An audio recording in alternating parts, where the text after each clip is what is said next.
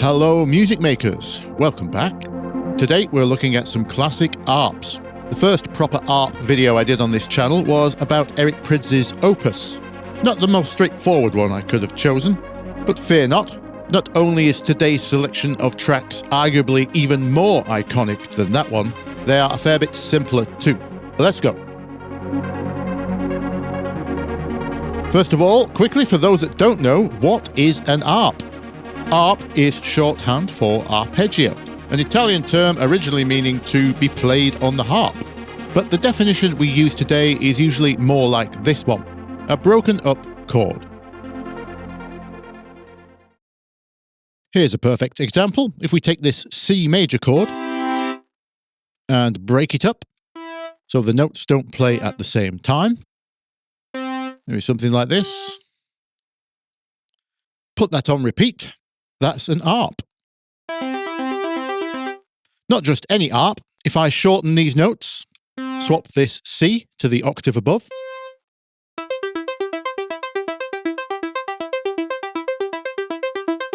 sound familiar?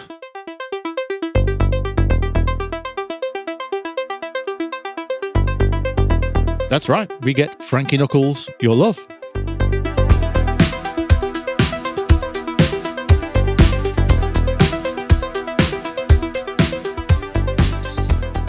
There's quite a few notable aspects to this arp. First of all, it's a good example of polymeter. I discussed polymeter in my Finishing the Loop video, which resulted in the release of my track Polymetric. Polymeter just means more than 1 meter, and meter just means time signature. We normally leave our DAWs set to the time signature of 4/4. We're all used to this grid of 16 by now, right? 1 bar split into 16. 4 lots of 4 per bar, 4 kicks per bar, however you want to think about it, that is our time signature, our meter. Now, you may have noticed this arp is on rotation of 3, not 4, 3/16. So this arp is actually in a different time signature to the rest of our track. It's in 3/16, while the rest of our beat is in 4/4. That is polymeter. Great for creating hypnotic, trippy vibes. The second interesting fact about this arp is the choice of chord. C major is actually quite interesting because the track is not in C major. If we take a look at the bass part,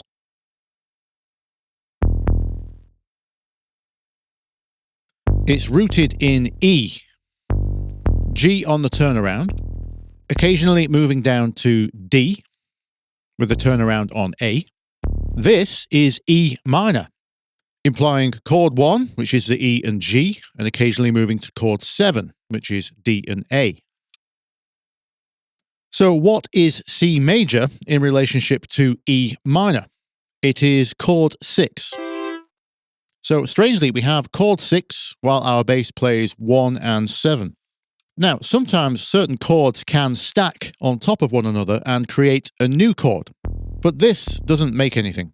Except maybe the feeling that it's never quite settled, which does go nicely with the infinitely looping, trippy vibe of the polymeter.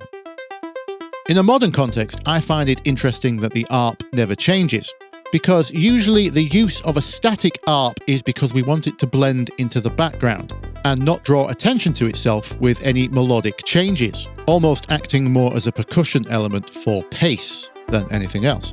Yet Frankie Knuckles' arp here is a lead part. It's front and center, and this is where the cultural awareness of a real producer comes in. Because the intention here is that the audience will go on their own journey, partly down to substances consumed, of course. And in that context, making the arp too melodic could in fact spoil the effect.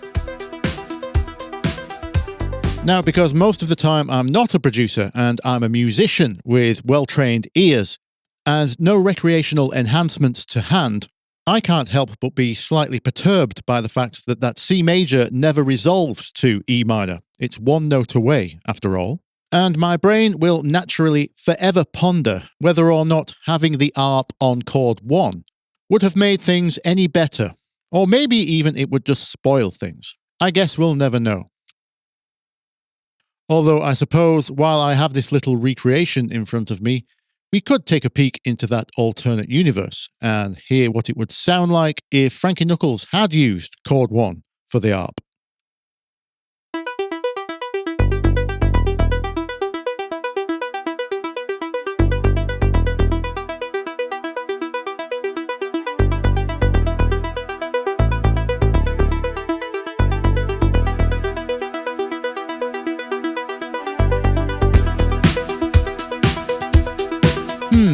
I'm not sure. What do you guys think? Let me know in the comments what, if anything, that changes for you.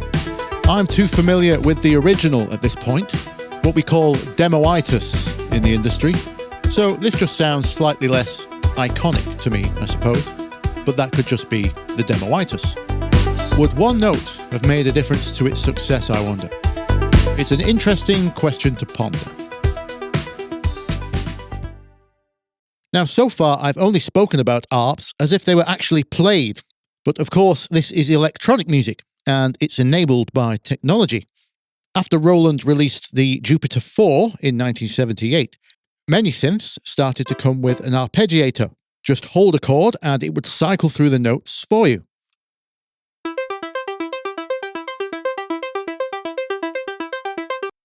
Through the 80s, there was an explosion of arpeggiation in electronic music, because it was fun to just hold down a chord and see what you got. You could add notes, interrupt the pattern.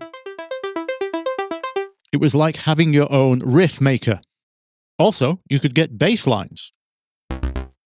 If you just hold one note, not a chord, the arpeggiator will just repeat the note.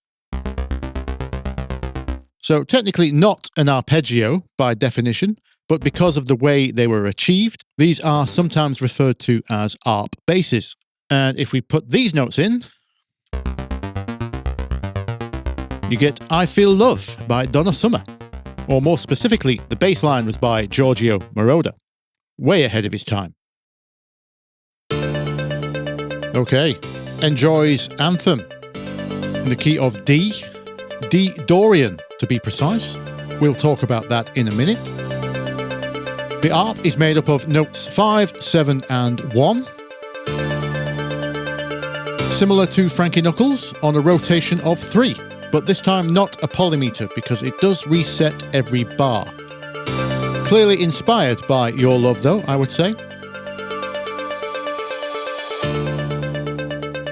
And just like Frankie Knuckles, the ARP remains the same while the chords underneath change. The chord progression here is 1, 7 and 4. So what is the Dorian scale? I call it minor with hope. It's the same as minor, but note 6 is sharp.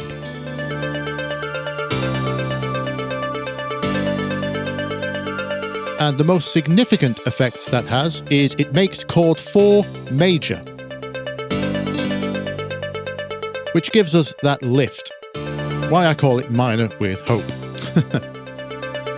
You'll find many early dance tracks based in D are in fact Dorian, because all the white notes from D make D Dorian. So as it was much more likely that the keys were played back then, the pressers and guessers of the time would have found D to be a nice key to play in. Now, unlike Frankie Knuckles, I don't think this ARP is a lead part.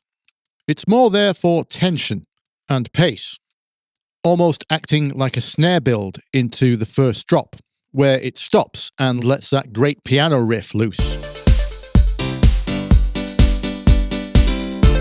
As you can hear, the ARP is just used as an accent on the bar start.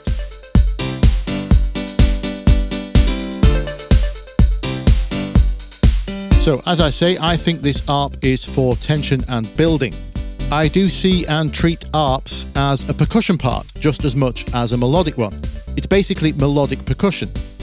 It's on 16th notes, much like a shaker or fast hi-hat would be, and the shape of the sound is not too dissimilar either. These plucky sounds like this one and the Frankie Knuckles sound do have a lot of attack with short decay, like a hi-hat or percussion. And while the Frankie Knuckles ARP stood out because of its strange pitch choice, I don't think this one is supposed to be that melodic at all. It's just there for the tension. So when it disappears, our attention is diverted to the piano, like a bait and switch style arrangement trick. If the intention was melody, I believe it would have followed the chords more. Let's peer into that alternative universe, shall we? So, behold, Enjoy's anthem, but if the keyboard player had insisted on following the chords.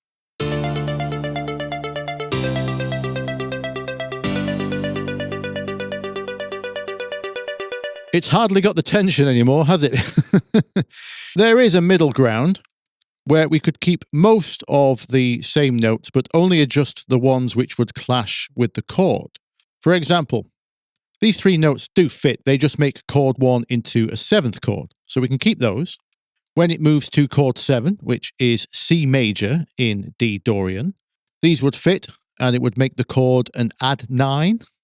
And we could do something similar here. When it moves to chord 4, if we keep these notes, this basically makes a add 9 version of chord 4. That would sound like this.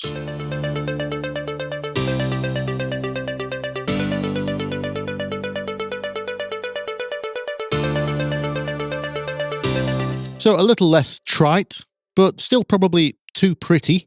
This sounds a lot more rave if you just let it run.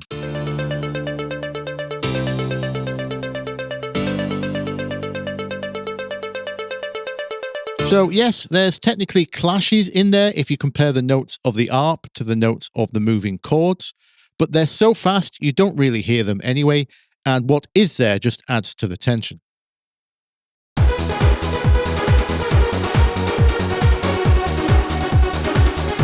Safrigio, played alive. We looked at this one last week. It was an example of tracks that don't use chord 1.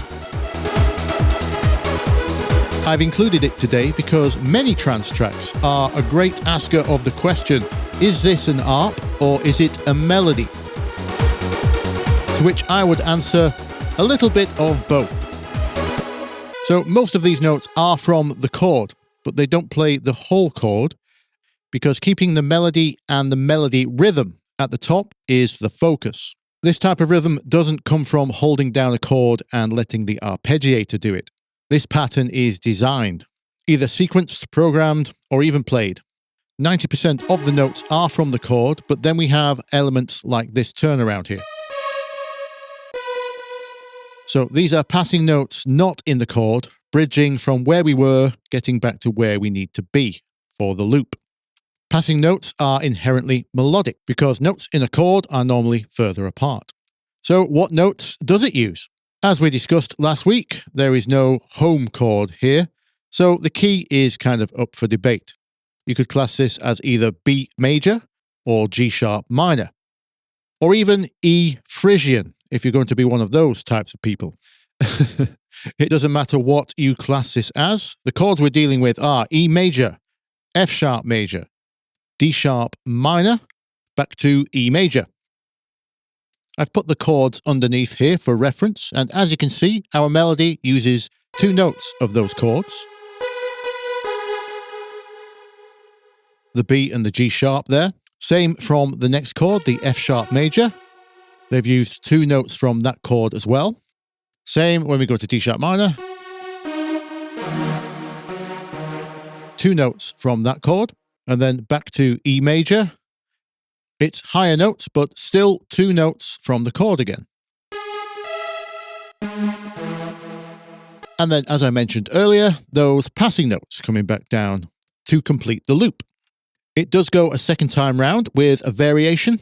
Bar 3 has different notes, but they are still 2 notes picked from the chord. So there's definitely aspects of an arpeggio in there, combined with a designed melody. Let's look at the rhythmic pattern. This kind of rhythm is very syncopated. Everything landing in between except the 2 notes that land on the snares or claps. The backbeat, in other words. Those are the only ones that land on the beats. Everything else is syncopated. A purer arpeggio version would look more like this.